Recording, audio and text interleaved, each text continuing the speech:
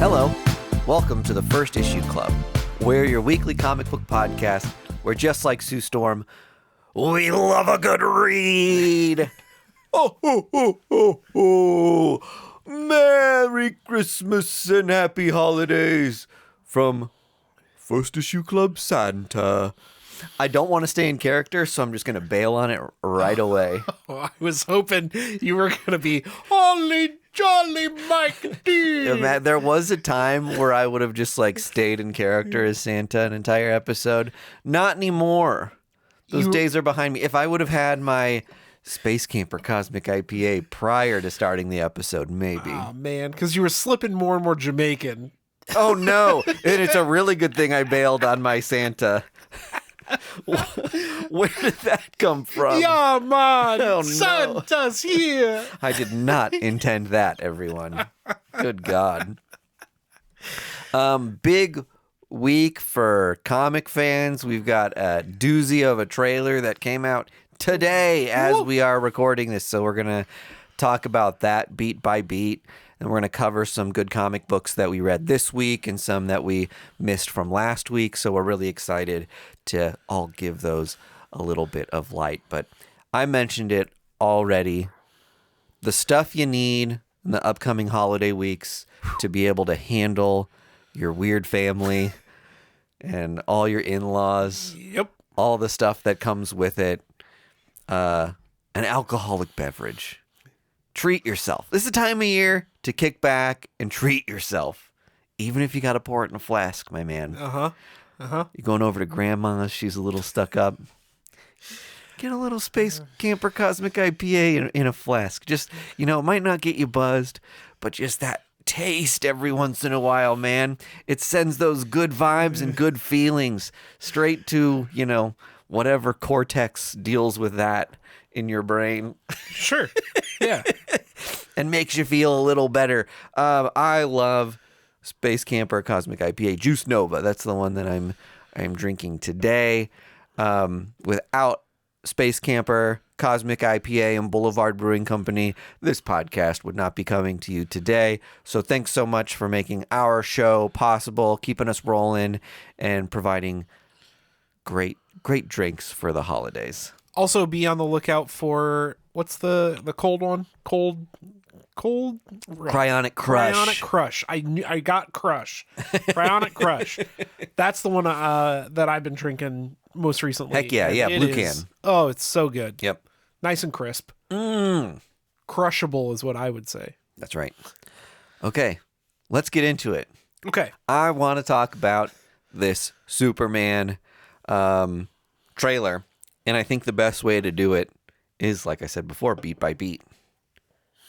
So here we go. Oh, you've got bullet points. I've written down every little thing that happens in this trailer. Okay. All right, so trailer opens. You see Superman slam into an Arctic environment, and he's wheezing. We're assuming he just got his ass kicked, or at least I did. What are your assumptions on where he is? I mean, it's... You think it's Earth? It's Earth. It's Earth. Okay. It's Earth. And right. It's the Arctic. Yep. Where the Fortress of Solitude is. Yes. So he's close to home base. That's... After getting his ass kicked, he's maybe retreated. That's my assumption. To somewhere safe. Yeah, he has tried to get... Didn't have away. anything in him anymore to make it any further, so he crash lands. Yes. Okay. Who is this big bad, you ask? We don't know. It's impossible to know. At least not yet. Okay. Then we flash to Clark going down the street, heading to work. Yes. He's got a sort of haircut that we normally don't see Clark Kent with. Like a lot of curls. A lot of curls, very bushy and unkept.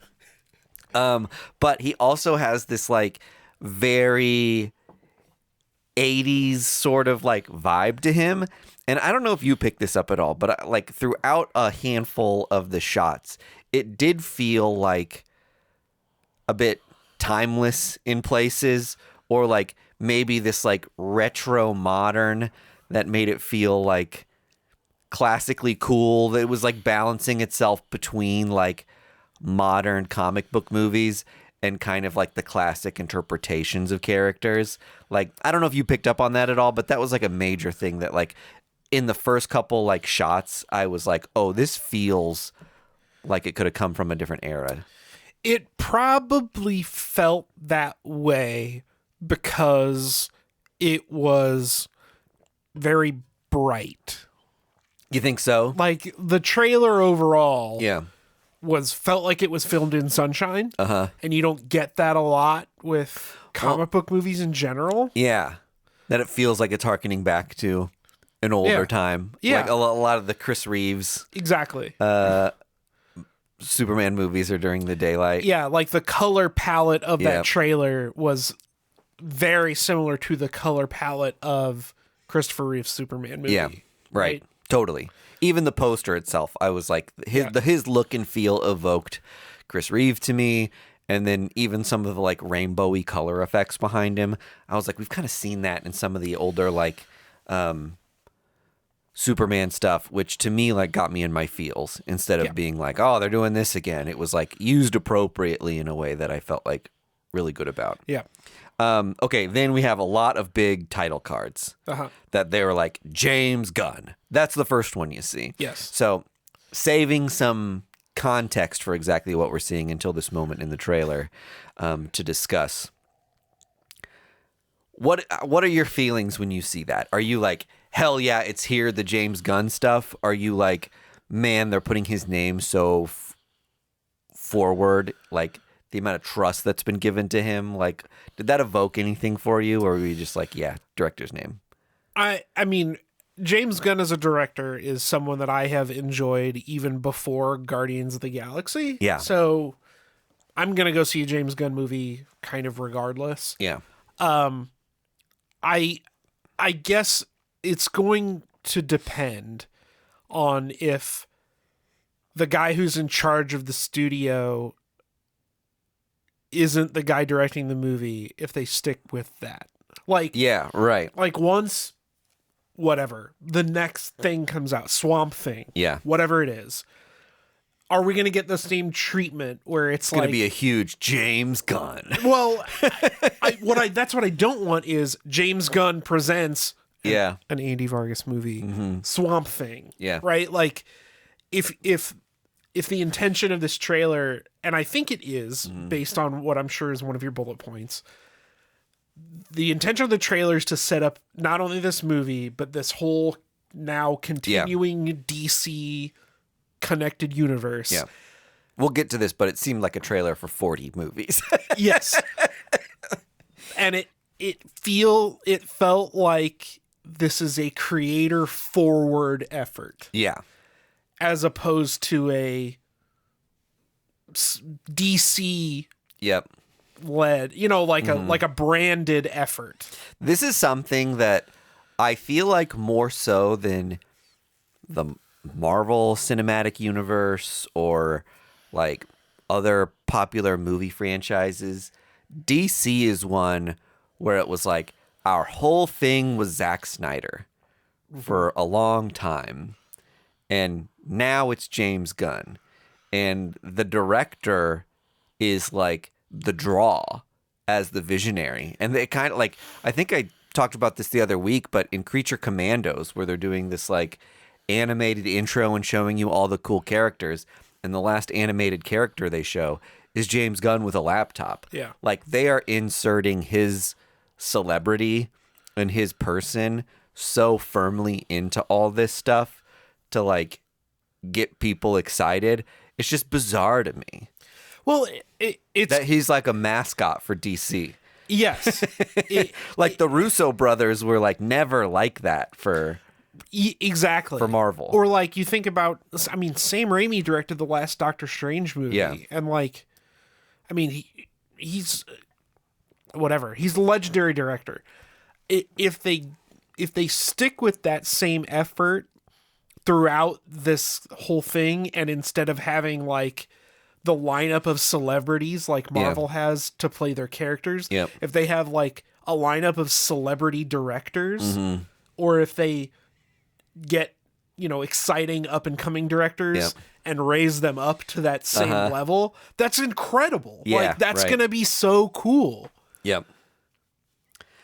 But yeah, it does make me a little nervous that the intention could be James Gunn. You like Guardians of the Galaxy, remember? Yeah. Please come see this. Like, there's a piece of it that feels like that. For sure. Okay. Next shot, we see Rachel Brosnahan reveal as Lois. Yep. So she played the marvelous Miss Maisel. I thought she looked incredible. Yeah. She's wearing like this rad vest that again felt like kind of like 80s timeless classic like look and feel. I love seeing a Lois with a like really dark hair. Part of this, the feel of the trailer too, is that all the people in it they don't look like Adonises. They kind of look like normal ass people. I think the like she wasn't like caked in makeup. Well, she's not fucking Gal Gadot. Like, she's not like. Yeah. She looks like. I mean, she's gorgeous. Yes. They presented her as like a more of a real person that you would see like at a news desk. But she looks like a person that would be working a job. Yeah, right. right. Even Superman, when he's in his Superman outfit, it's like, oh, that's just a guy in a costume. Yeah. Especially when you compare it to the last guy who played Superman, looked like a Superman. Yeah. Like Henry Cavill's a god among men. And then you get like kind of a normal dude to play Superman. Yeah. Plays into it for sure. Yep. At this point I kind of like noticed the like music really picking up. And then I don't know what the music was.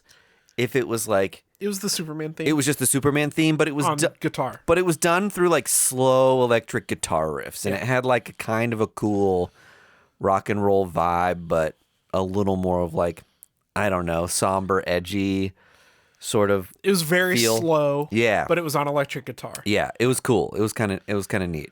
Okay, we see Pa Kent and Clark having an emotional moment. No Ma Kent? No Ma Kent? So who knows what happened? I mean, my mind immediately was like, oh, Ma Kent's died. And that's what they're having their like somber moment over. Maybe, But yeah. could be anything. Uh-huh. Who knows?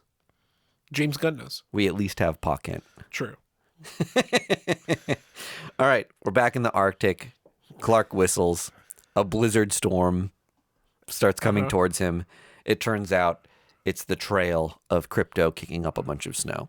This is like the big moment in the trailer where you're just like, fuck yes. Like the beats of like showing Rachel Brosnahan and like some of the like lifestyle things that happened before this, you're just like, this like has a cool vibe to it. And then you get that and you're like, damn, like we're doing like DC shit here. Yeah. And then it snowballs from there. Yeah. But Crypto, what your reactions? I mean, I love it. It's so James Gunn to include a super dog. In the shot they get of him, he does such a charming little like leap, like, come on, let's go, let's play. And then licks Clark on the face and he says, Crypto, take me home, and hands him his cape so he could like drag him and fly off Crypto with him. just drags him off. I thought it was very charming. The dog they got was super cute, and people are going to be very upset when they kill Crypto in Supergirl Woman of Tomorrow. Yes. Yeah, that's going to be rough. Yeah. We'll see how they handle it in that movie, but we know James Gunn loved that series. Yeah. And that was like, I think, a lot of his inspiration for whatever that Supergirl movie ends up being. Yeah. And the impetus for that's it like the whole thing. is Crypto getting shot. Yeah. So that'll be brutal to fall in love with that character and then have him shot. Do you I mean, that leads us to another point. Do you think they're going to introduce a lot of the super family? Since they've introduced Crypto, for God's sake, right? Yeah, right. It definitely wouldn't seem off the table. That also seems like something that could be left for like a fun sting. As much as I think, let me say this about the movie. Part of my vibe from the trailer was that, and I talked about this with my buddy Chris at work today, that they're kind of doing a reverse Marvel. Like, we're sick of all the like the tropes of like big team up against the big bad at the end, and then everything is like fixed, and then this slow roll of like building towards this big moment and unveiling characters after they've all had their like doom moment. There's like certainly a formula for it now, and I think my vibe from this trailer is James Gunn was like, we need something fresh. We just need to do like the complete opposite of what Marvel does and like separate ourselves from that. And they're doing it by just like throwing fucking the kitchen sink at you. Yeah. And I still think it would be fun to have those like stinger moments at like the end of trailers. Definitely. And those are things that like I think haven't gone stale. Like people love when those hit and everyone's buzzing and talking about like, oh my God, like so-and-so is going to be a character or this storyline's going to get its due. And I could see this whole movie playing out, and then like some of the super family shows up in a post-credit scene. Definitely, yeah. But it's not treated like the way Marvel would do it would be like, who is this other Kryptonian? Yeah. And the way a door would open and it'd be somebody in silhouette. Yeah, exactly right. The way this one is gonna happen is Kara's gonna walk into Clark's apartment and he's gonna be like, "Hey, Kara." Yeah. and then they'll both fly away. And then they both fly away, or they'll like be playing catch like a mile away from each other with like baseball gloves on, or like something like fun and cheeky like that. Yeah. Like, but and then Power Girl flies in.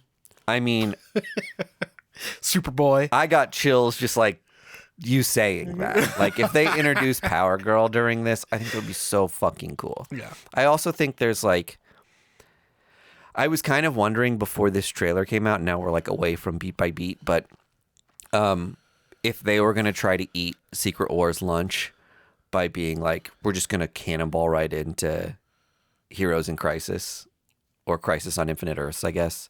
But I think that'd be way too much for people. Yeah. I don't think they're going to do that. It does seem like in a sense they're giving you like a whole like universe with this like tentpole movie. Yeah. But I mean, it does, we'll keep going beat by beat. You'll get to it. All right. So, yeah, we got our crypto scene. And then we start getting like really quick flashes of highlights. We see a big kaiju foot. Yep. And Superman swoops in and like it goes slow-mo and he saves this girl's life. Very Superman. Yeah. Like that big foot, that moment, I'm like, what? Like what is this just gonna be like a kaiju movie but with like Superman? And the nuts thing about it is with the like the rapidness of all these crazy chaos things that are happening, you're just like, there's so many scenarios where in a Marvel movie might be like, this is the entire movie, that DC's just like, James Gunn's DC is much more like, this is everyday shit for Superman. Yeah. Like, exactly. Like Wednesday there's going to be a kaiju, Saturday there's going to be like whatever else. Yeah. Lex Luthor's got a Kryptonian bullet. Yes. Yeah. Okay, so speaking of Lex, the next shot is we see a Luthor Corp building. The building looks cool. I like a lot of like the architectural design, and some of the shots we've seen in like previous trailers of the Daily Planet building looks fantastic. Well, they're very like brutalist in 80s. Yeah, totally. But okay, so Lex Luthor looks like a skinny, bald James Bond. He's got this like long, petite pistol, which again is like, this is maybe another James Gunn thing, but he makes so many strong visual choices that are like bold and sometimes cartoony. And I personally really like that. I know that's not like everybody's style, and some people want everything in this to be like gritty and believable, but all these like tiny aesthetic choices that are getting shoved in my face during this, I'm like, yes, a breath of fresh air. Totally. Okay. He's played by the guy who played Beast. Yeah, Nicholas Holt. Is that right? Let me see. Nicholas something. Holt. Holt. Okay, yeah. I don't know too much about him, but he's an actor. He played Beast, I think. Yeah, that's right. Okay. Looks good. Luthor looks Yep. bad and evil, just Yep. like Luthor. Yep. Okay, yep. We hear a child whisper, Superman? And then we go to a kid in a village, like that the village is being attacked, and he raises up this little like flag. Yeah. And is like, Superman. You hear him go, Superman again, with the assumption being, I've got my little Superman flag up. Like, Superman can zip around the world and easily see that's the place where someone needs help. Yeah. Like, we've set up the idea already that he's like he's not just America's savior or Metropolis's savior. This is grand scale DC, where he hears a little kid cry for help and he's going to the, Middle East Yeah. to like kick some ass and then head back for lunch. Yeah. So I love it. Yeah, I like that we got that pepper in it too. Yeah. Okay. Clark takes a can to the head. Yes. So something's happened where like popular opinion of him has changed or shifted for some reason. Or at least, I mean, obviously you use shorthands like that in trailers to get, yes. There is at least a contingent of people Yeah, that it might not be everybody. that are not happy It with might just be like, no, aliens go home. for some reason, that particular group of people is unhappy with Superman at Yes. that moment. We do see like in the kaiju scene, we do see like a whole building fall. So this could be one of those things where it's like, you're supposed to be our God and Savior, and you failed us, and a bunch of people died. Why did you protect that building and not my building? Sure. Yeah. Okay. During that scene, he enters a Stag Industries building, which is, what's that guy's name? I don't know. Simon Stagg. Simon Stagg is a character in DC Universe that owns this like big research enterprise and is kind of like an evil CEO type. Oh, like His daughter dates Metamorpho, Okay. and like they're kind of like a problem. And, I don't have. Metamorpho is the villain of the movie. Is that right? Yeah, it's that wrinkly faced guy you're going to talk about in a second. That was Metamorpho. Yeah. Okay, I didn't realize that. Okay.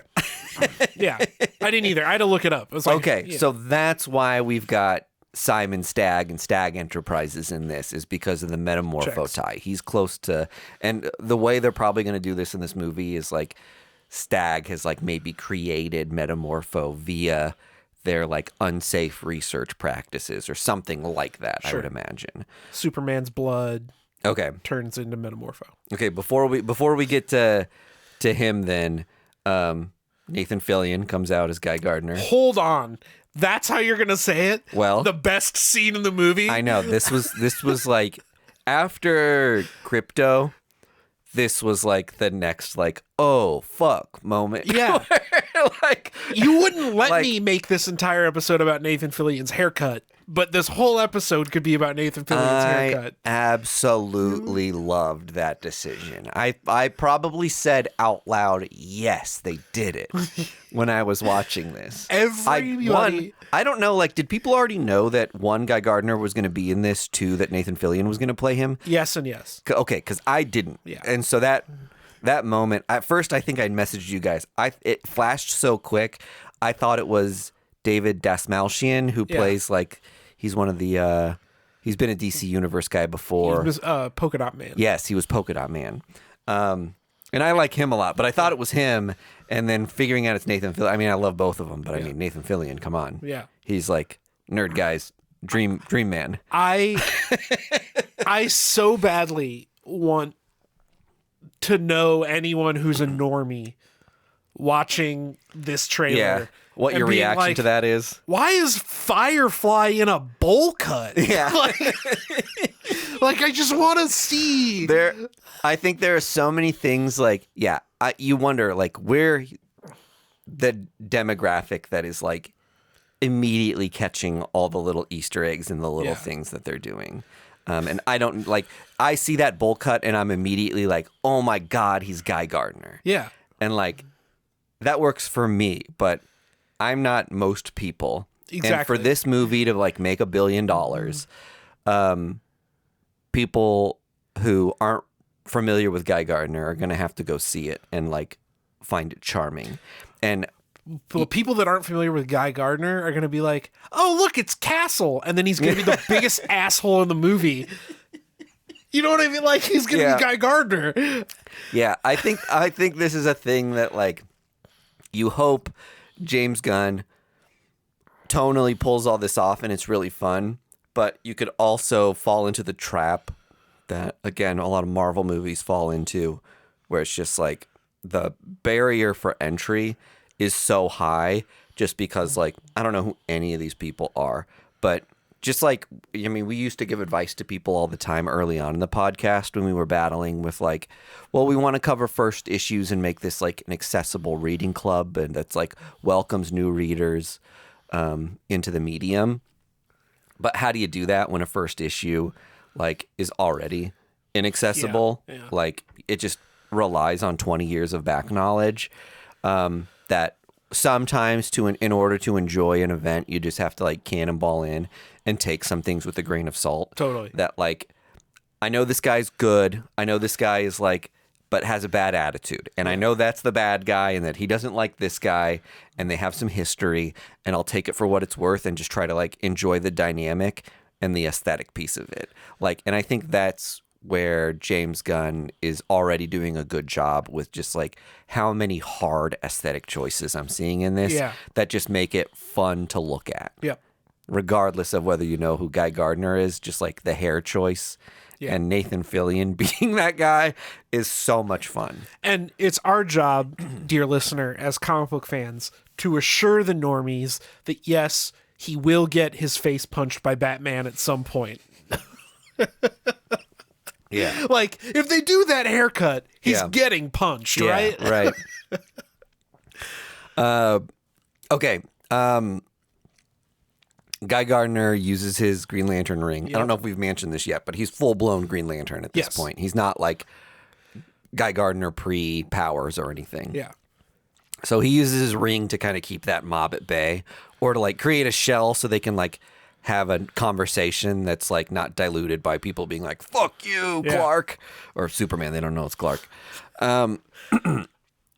Okay.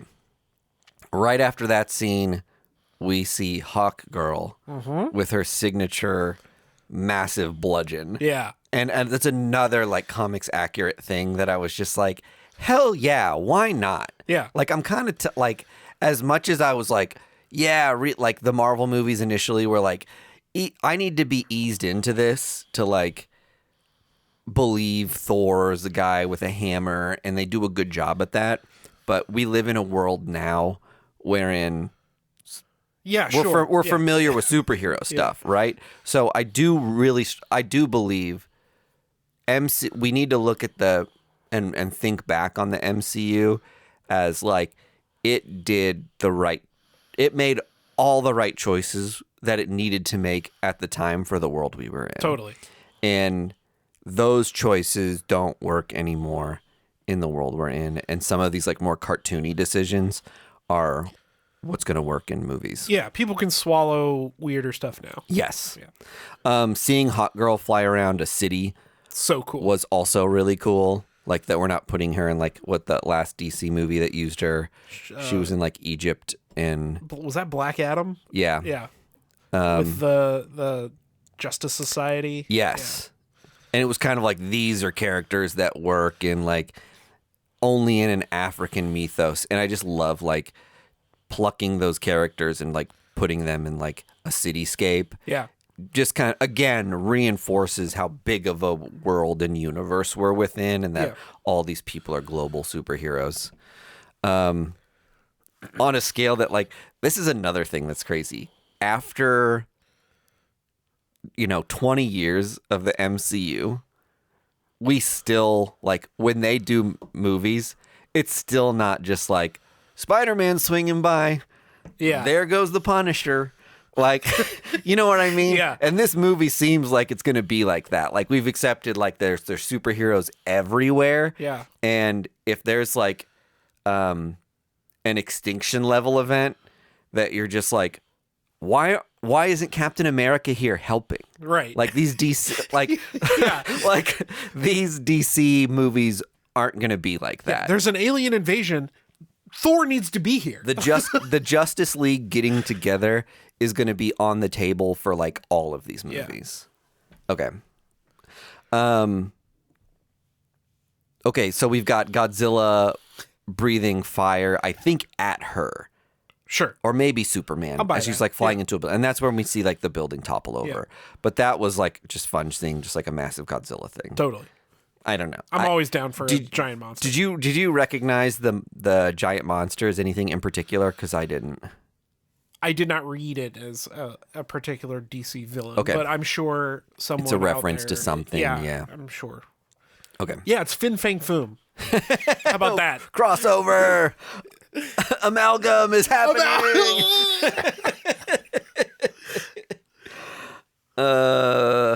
Old Marvel DC crossover event. That was very fun. We get a handful of Clark and Lois romance scenes at this point. And I like that these are very like slice of life. I saw an article that was like, there's some of the little slice of life moments are very casual in a way that, again, just like your point about Lois seeming like a real person in the way that they're like doing her character design and makeup and costuming, that like some of the ways they're just like showing like Clark pull up his boots and fit them on, and being in like a Midwest kitchen making out with Lois, and some of those like little scenes just make it feel a little more like hey, these are real people, while also simultaneously being like all this like larger than life stuff is happening around them. Yeah. So that'll be an interesting balance to like keep track of. There's some like crazy light thing that's happening above the city during like one of their kissing scenes. I missed that. And I don't know exactly like what that is or what it's an allusion to, but it must not be an emergency because they're making out in the Daily Planet at night. Okay, Superman grieves the loss of a robot who we can assume is Kellex, I would think. Sure, that makes sense. I didn't think about that. Yeah, it kind of looks like one of those Medbot robots from Star Wars. So when I think Kellex, I think like gold robot with the like elongated head, and it looked way more humanoid. Yeah. But I was thinking like Red Tornado, but it clearly was not Red Tornado. Yeah, right. So we'll see. We play a little bit with like the next scene is like the Fortress of Solitude crystals growing. Yeah. You never see a Fortress of Solitude in this, but again, you see the Arctic like Andy mentioned earlier, and then you see these crystals growing, which is like, as presumably it's growing the Superman fortress. fans, you just assume it's growing the fortress. So that scene in context and the emotional attachment to a robot, like I think this leads us to believe that like, again, Superman's been doing this for a long time. He's already got a Fortress of Solitude. Right. He's established a relationship with Kellex, and then the fortress gets attacked. It's one of those things too where it's just like he doesn't have a lot from his home planet, and Kellex is kind of like a proxy family member, as like some sort of like humanoid presenting thing that talks to him. Right. So it feels like that's like one of his only people that it's like a cousin or something. Like, exactly right. So I think that emotional attachment, it's got to be Kellex. Yeah. Okay. Then we see Metamorpho. Yes. And in this scene, you're definitely like, this is a bad guy. I had no idea that was Metamorpho, though. Yeah. I had to look it up. Did you? Okay. There's nothing that, like, I wish they would have... we only see his face. Correct. And this is a character that is certainly one of the most, if not the cartooniest character in the DC universe. I mean, other than Mr. Mixelplex, right? Like, yeah, right. Yeah. If you don't know who Metamorpho is, he's a character who has like, he's made of different elements. Yeah, he's like kind of, I don't. He can, isn't like, that right? Kind of do anything, right? Like, but he can like, he's kind of like the Absorbing Man too, right? Mm-hmm. From Marvel, where he can like take people's powers. So right, because I don't have my head totally wrapped around Metamorpho. He's like kind of like a Mazo, yeah, right, where he can adopt powers. I think so. I think, yeah. DC fans, correct us. Yeah. Sorry, pre-apologies for that take. But in any case, I wish we saw more of him, but that'll be a fun reveal on what exactly he ends up looking like. We see Superman getting his ass kicked for a few scenes, all around Metropolis, and then we get our Mr. Terrific reveal. Yeah. And I mean, for us as comic book fans, this is like such a deep cut character, I think, that you would just like never expect to be in a movie. I know some like some footage or like some like camera shots leaked that on set where you got to see Mr. Terrific in the jacket, his famous jacket, and all this stuff. So, smartest person in the DC universe, if not one of the. And such a badass scene too. He's got like robots that are projecting like a shield around him. Yep. And dudes are firing machine guns from all angles. Yeah. And he's just standing there in the middle. I think with Clark. Yeah. And which again kind of like scores his intelligence in that scene of just having like a bunch of technology and being prepared for anything. So, and God, I want that fair play jacket. I know. Imagine if they sold that thing. I don't know how much. I mean, they will, but it'll be $400. It'll be a lot of money if it's all leather and real. And then I lost my place. Mr. Terrific. I think that's it. From here on out, we get like some like a couple more slice of life scenes and a little more like Arctic stuff, but like nothing else like super notable. The thing that I will point out is there's a specific title sequence where it says something like, "This is the beginning," or "It's here," and then there's a big DC Studios logo. Yeah. So like we said before, they're not only saying that James Gunn is here and this movie is here and the trailer is here, but that this is like a whole new direction for DC movies in general. Yep. We're done with the Snyderverse. It's dead and buried. And now we get Superman in the daylight. Let's say this movie, like worst case scenario, this movie just like underperforms. Sure. People aren't enamored with it. It plays like Black Adam played. Okay. Is DC so committed to James Gunn at this point that we get at least like another 5 movies out of it? Definitely. You think so? Definitely. They're just like way too invested at this point. I think James, there's like no pushing the eject button. I mean, James Gunn's level of involvement could vary. Yeah. But yeah, they're committed. They're moving forward. And with I this. think given the success of Suicide Squad and Peacemaker alone, they're going to give him at least, I mean, season 2 Peacemaker is confirmed. Creature Commandos is doing well. Yep. They're going to give him the leeway of one failure. Now, I don't think James Gunn could direct a bad Superman movie. Yeah. I just don't. I don't see it. There's going to be people who don't like it. There's going to be people who love it. Yeah, I can't wait to shit on it. No, I think it'll be... I mean, even for the people that don't like it... It's hard to make everybody happy, especially with something like this, but you would think general consensus is that people are going to be stoked on it just because it's new and different. Yeah, exactly.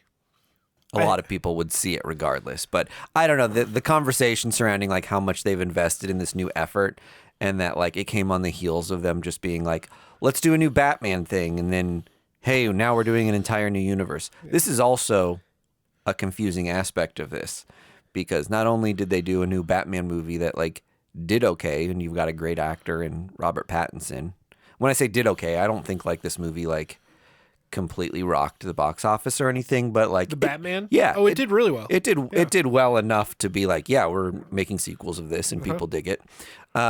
But the spin-off was one of the biggest comic book moments of 2024. Yeah, for sure. And so DC's really got to be like, well, we're not abandoning this. Like everyone's talking about how much they love the Penguin, and that's like a huge part of our Batman universe. So like you're all in on this thing, which is also like it's alongside the other DC stuff. Like it's Elseworlds. Yes, it's not James Gunn's Batman. Correct. Which will be interesting if they just like avoid Batman for a long time because there's I would this love that. other thing happening. Yeah. And, you know, in avoiding Batman, you spend more time with Mr. Terrific. Like, Mr. Terrific is very much like ultra powered, super wealthy, like intellectual. Yeah. That, I don't know, can kind of do a lot of the stuff Batman can do, but without the like bat outfit. Or fucking make a Robin movie. Make a Nightwing movie. Make Yeah. a Batgirl movie. Oh, wait. They fucking did and deleted it. Yeah, that sucks. I forgot about that. I mean, there's tons of stuff you can do without having Bruce Wayne. Yeah. That's my point. Yep. Give me a Damian movie. Yeah, that'd be interesting. Because you could make it without Bruce Wayne and it would be really interesting. I guess you could create a universe wherein Bruce Wayne has died, but then you get like the whole Bat family. Yeah, pre-kill him. Yeah. That's interesting. Do it. Yep. James, call me. Doomsday's already happened. Yeah. I'll write your Damian and movie. Batman was killed in that. Yeah. That'd be interesting. Okay. I'll work with Grant Morrison. Let's do two other quick news things. Okay. If we're done with Superman. I know we only spent 40 minutes on it? Talking about a 2-minute trailer. That's the classic podcast experience right there. Right, yeah. All right, two really quick things. Jim Lee says he's got bigger news than Hush 2 on the horizon for 2025. Oh, okay. We don't know what that means. Hush 3. Hush 3 is coming immediately after. Can you believe it? I don't know if that means just for him or for DC at large, because he's like some sort of CEO type. He's the CCO. CCO, Chief Creative Officer. Yeah.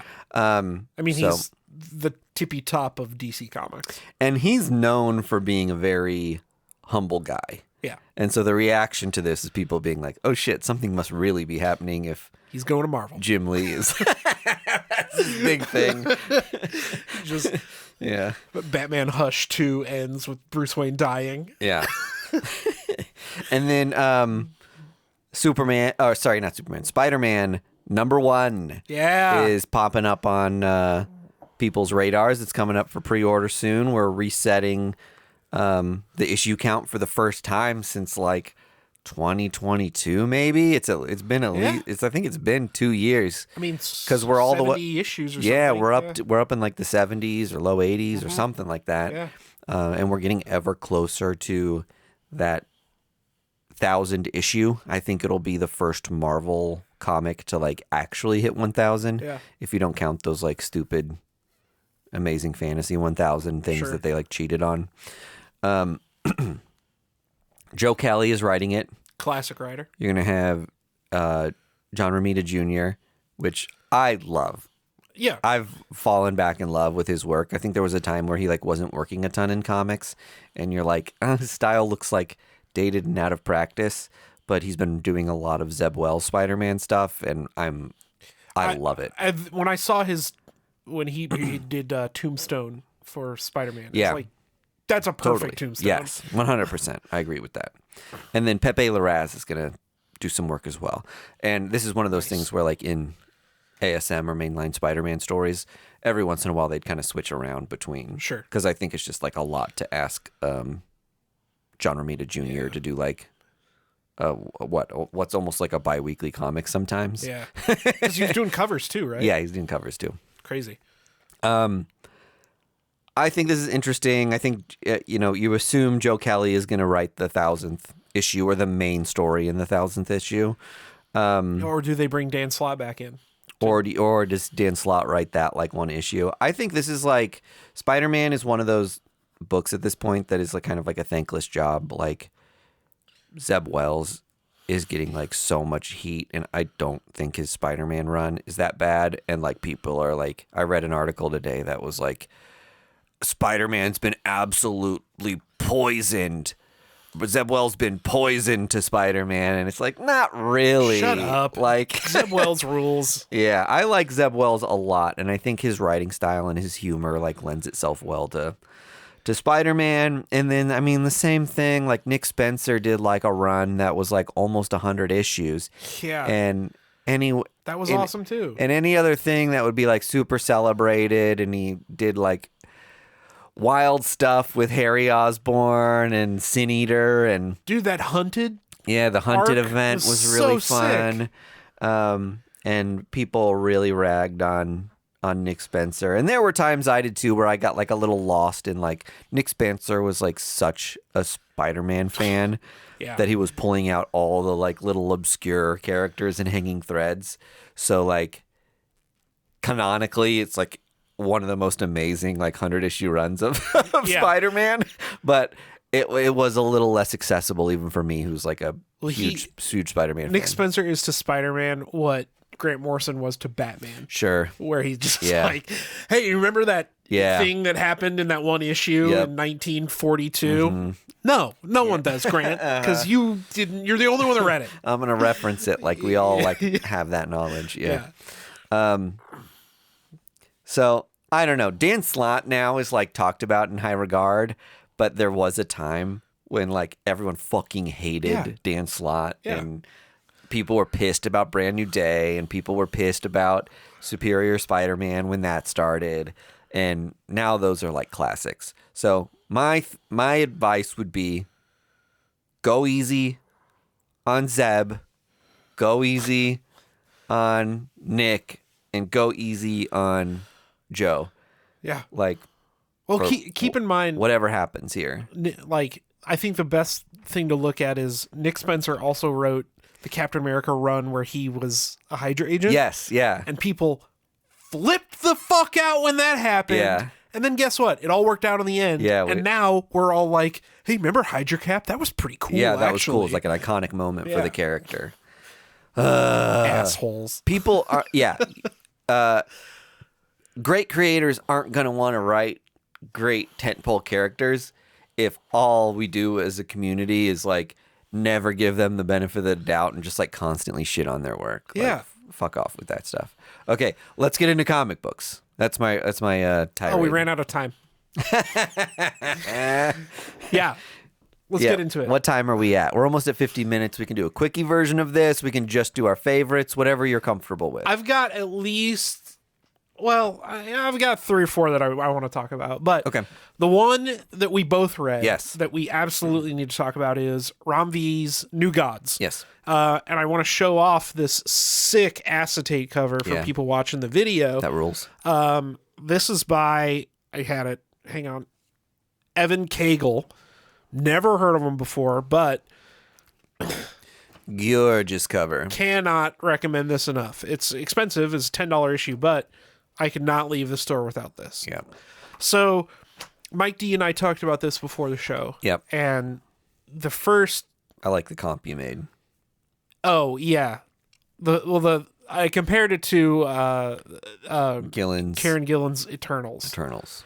Because the first like 8 pages of this was like, yeah, you're like killer. A writer I love is revisiting something that like has always kind of been hard to wrap my head around. Yeah. And then you open up this new starting point and you're like, this is so hard to wrap my head around. This is why I don't read New Gods. Like I literally opened it and I was like, yeah, this is trash. I hate this. I'm not like, I felt like I wasn't smart enough for it. Yeah. But also that it was like speaking down to me. Yeah. Stick around, everybody. Yeah, but then this isn't the ending sentiment. But I had the exact same feeling where I was like, oh no. Then you kind of get to, I don't know, you get a little bit of an action sequence with Orion, which is good. Yep.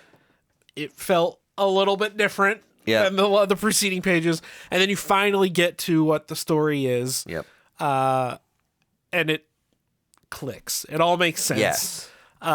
Past the history piece. Yeah. If you want me to kind of give like a quick synopsis. Yeah, because I could not tell you what those first 8 pages were about. So, in DC All In, right? This is the era of DC that we're in that spun out the Absolute Universe. Uh-huh. And if you read the books that triggered the events of the Absolute Universe, you would know that Darkseid is kind of propelled into this new universe and is like more or less the god of it, right? Which has left a massive power vacuum in the DC universe. Sure. Or like our universe proper. Sure. Earth 1. Earth 1. The way New Gods kind of works, or like your Jack Kirby stuff, was that you had Darkseid, who's like a god that's like all evil. Uh-huh. And then you have your what's his actual name? I never remember it. But he's like the High Father. The High Father is like the god of all that's good. Yeah, he's Odin. Yeah, he's like an Odin type. Exactly right.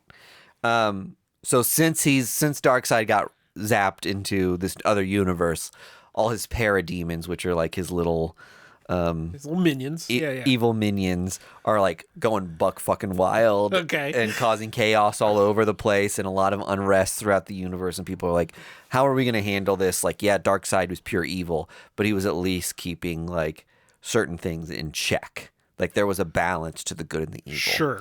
And I think we're kind of getting the idea that like in his absence, I was just going to try to give this a quick synopsis, and now it's turning into a really long one. I think in his absence, we're being teased maybe one of two things. That the High Father, no longer balanced by pure evil and pure good, is starting to become evil. That is how I read it. Yeah, that's how you read it too? Yeah. Okay. And so he's starting to make some like delusional comments, and maybe this is what we're supposed to believe, and that's not actually happening. Then it's a flip-flop. Okay, yes. Because what the High Father does is he pulls Orion from that action scene that you were talking about, where he's just like pummeling parademons, and says, "Hey, I need you for an important mission.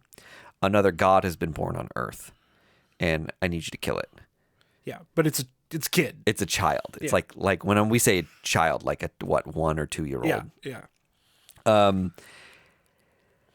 So, another where my conspiracy brain is going with this is that, does the High Father believe that a new god has been born to replace Darkseid, and part of your mission now is to continuously kill these new gods that have arisen because we want to prevent them from ultimately becoming pure evil incarnate? So that's one thing that might be happening. In any case, the story that we get to that is like the fuck yeah moment, like now I'm on board and I understand what this book is, past all of the like understanding who the new gods are and what they're doing and what their relationships are. And like, let's say like you skipped the impetus issue for the absolute universe, which I did. You would have completely no context for the lead into this issue or why there's a power vacuum in like New Gods space. So the High Father orders Orion to kill that kid. Orion, thinking better of that, goes to Mr. Miracle, who was introduced during New Gods. Is that correct? Yeah. He's like of the New Gods. Yes. He's Orion's brother. Is that right? They were raised as brothers. I missed that. Yeah. And then I think because there was Orion is technically Darkseid's son. Yes. And Mr. Miracle is the High Father's son. They were swapped at birth. Okay. Mr. Miracle was raised on Apocalypse, and Orion was raised on New Heaven or Eden or whatever it is. God, yeah, what is that called? I don't know. This is exactly what we're talking about with like how hard it is to follow some of this stuff. They were flippy flopped, like it was like a cultural exchange program. Yes, right. So if you don't know what Mr. Miracle's deal is, he's ultimately like the world's best escape artist. Yeah, he's like the god of escaping. Yeah, his superpower is that he can get out of any situation. Yeah. So Orion goes to him first and says, "Hey, the High Father has ordered me to kill a child. I'm very conflicted by it. I can't disobey the High Father and do anything that would, lead anyone to believe I was treasonous. Yeah. The only reasonable out I would have that would not tip off my treason is if you intervened, because you're maybe one of the only people on Earth who could elude me."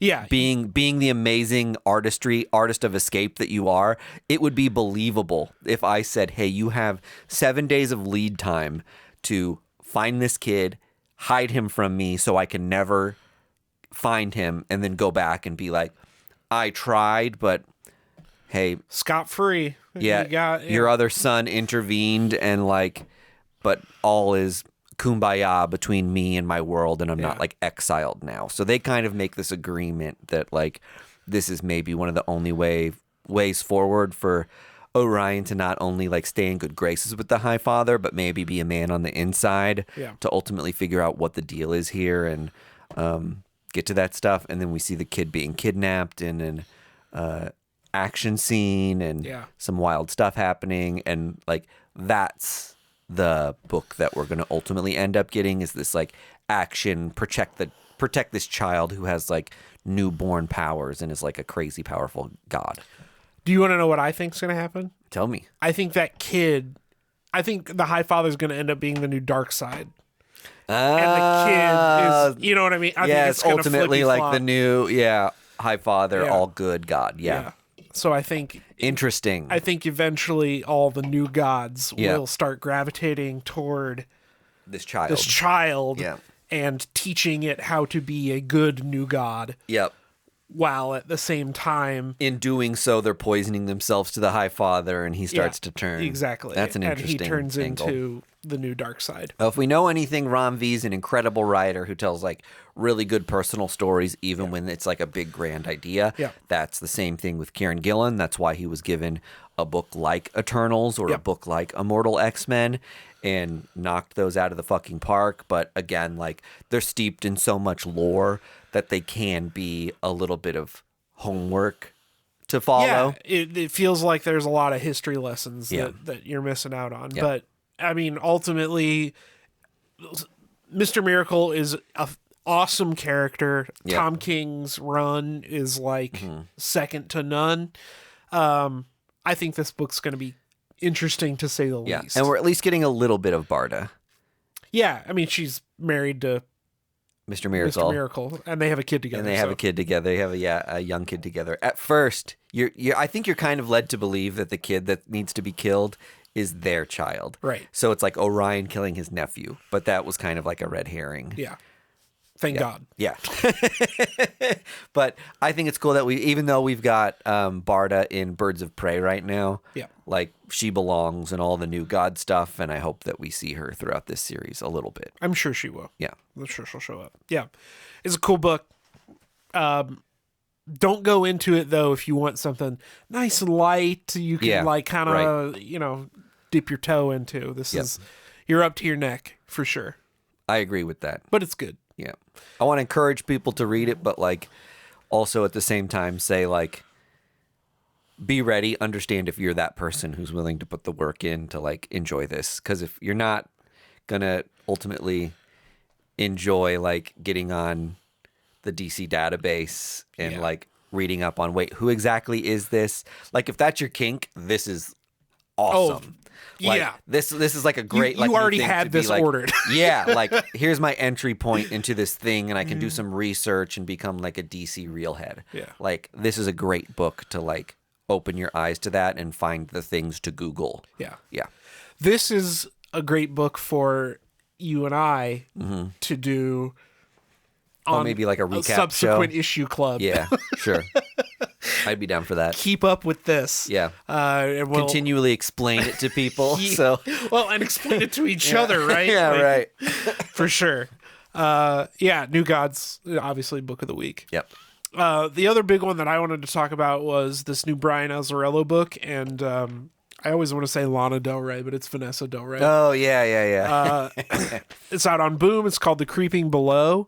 I think it came out last week, but because of all the Diamond weirdness, I just got it this week. Late. Mm-hmm. So this is, I think it's going to end up being a Swamp Thing book, but with a black metal, Hail Satan, pagan twist. Okay. So our main character is in Oslo, Norway. She's a photographer, Okay, have I read this already? I don't know. This might be a second print. Oh, I mean, I guess maybe. Let me flip through it. Okay. Continue So- speaking on it. Our main character is in Oslo, Norway, and she's a photographer. She is a food photographer, but she's interested in the black metal scene. Yeah. And we get a whole bunch of cool scenes of, bands playing and all this stuff. And she's kind of like ostracized by the guys that are too cool, in their black metal scene, whatever. But she eventually, endears herself to some of the guys in the scene, and they take her out into the forest. Yeah. And they're talking to her about, these old Norwegian woods and how, ancient and primeval they are. Isn't it good, Norwegian wood? Yeah. And then, of course, since they're black metal guys and they're assholes, they sacrifice her Yeah. to ostensibly either Satan or their pagan deities. Yep. And they're kind of just being shitheads, Yeah.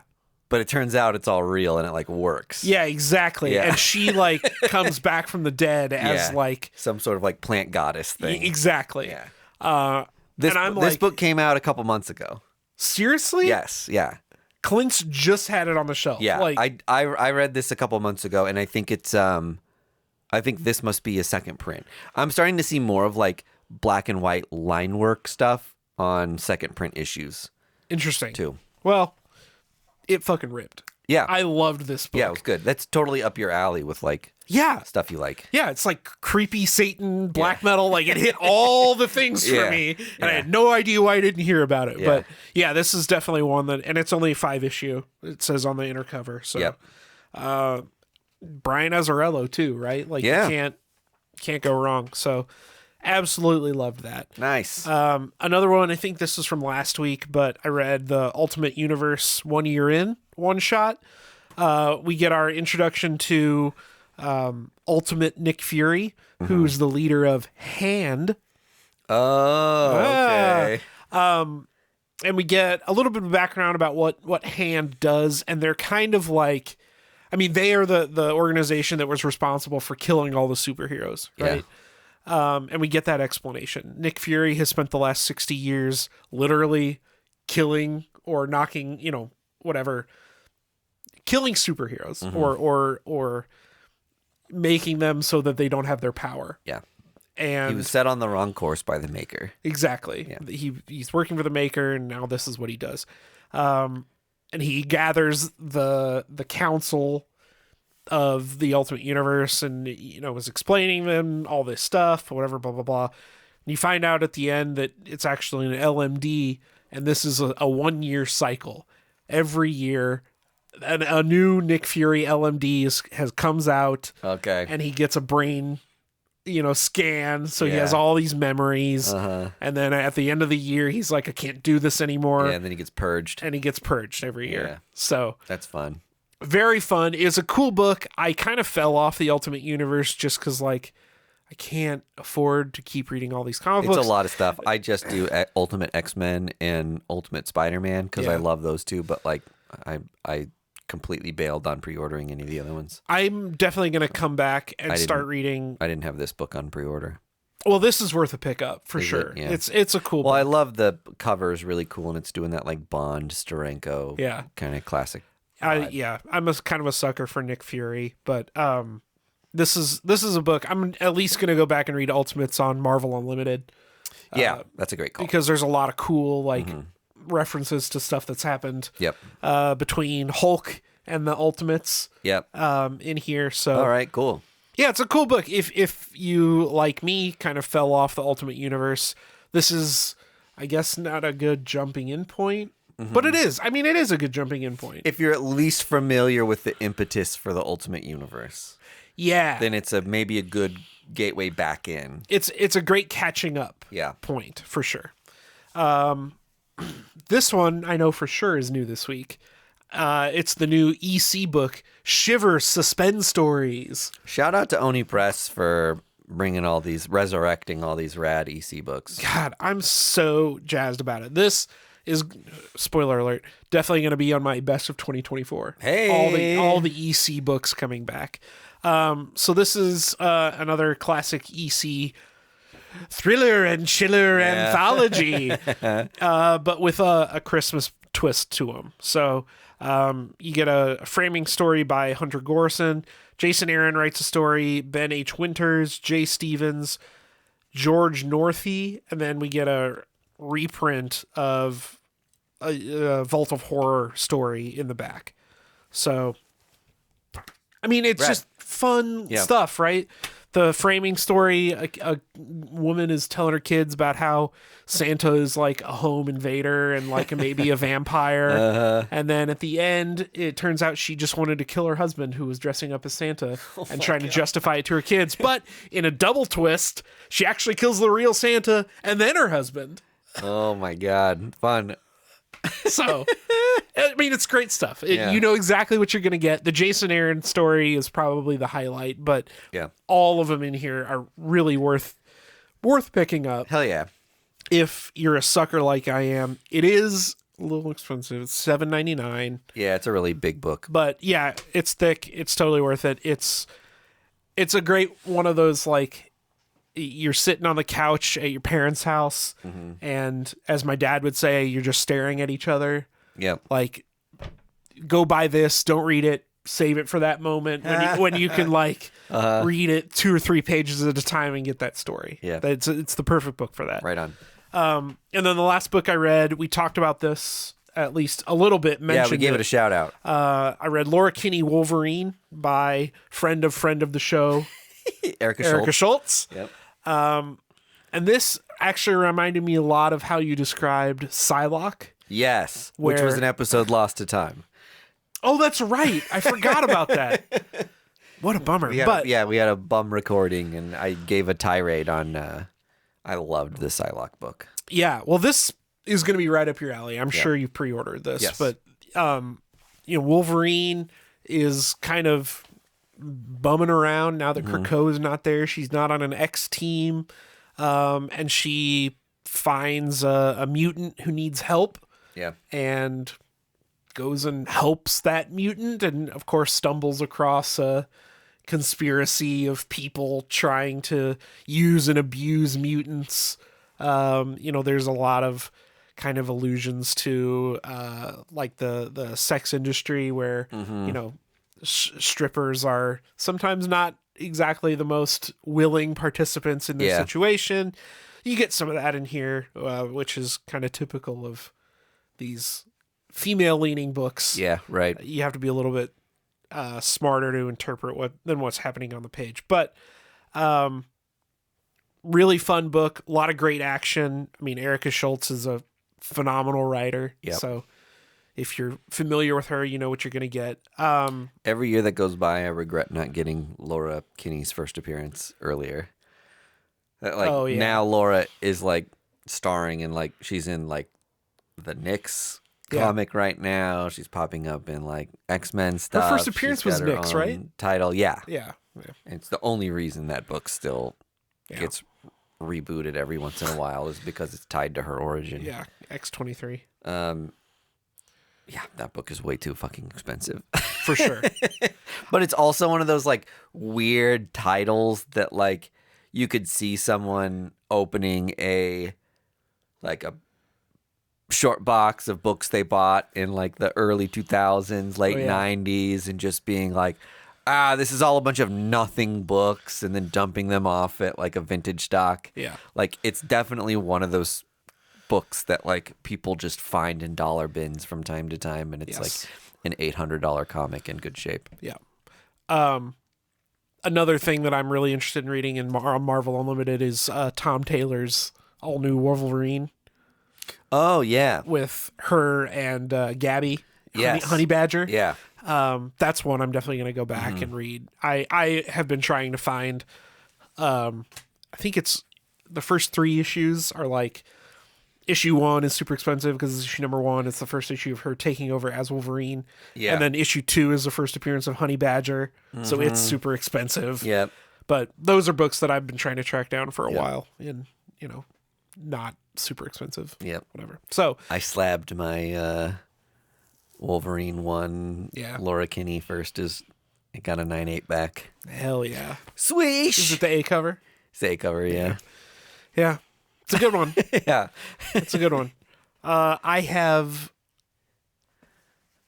don't think I have any variants of it. I have the variant where There are some books that I was just like, this variant's funny, and then it ends up being a key issue or something, and I'm like, God damn it. yeah. So I bought I don't know which issue it is, but it's an all new Wolverine where it's the spoof on Batman slapping Robin. Okay, But yeah. it's Deadpool and Laura, and Deadpool's saying, "Hey, how's Logan?" And she's slapping him, saying, "Logan's dead," because it was when Logan was dead. Anyway,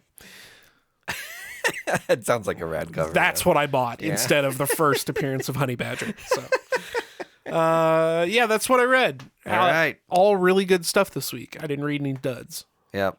Great week for comics. We've already gone over on time. Thanks for sticking with us this long. If you did, join us over on the Patreon for a little bit of Andy and Mike retrospective on our years in collecting, and we talk a little bit about Marvel Rivals, which Andy's been playing, and any of the stuff that if you want to find us anywhere, it's in the outro. Listen to that.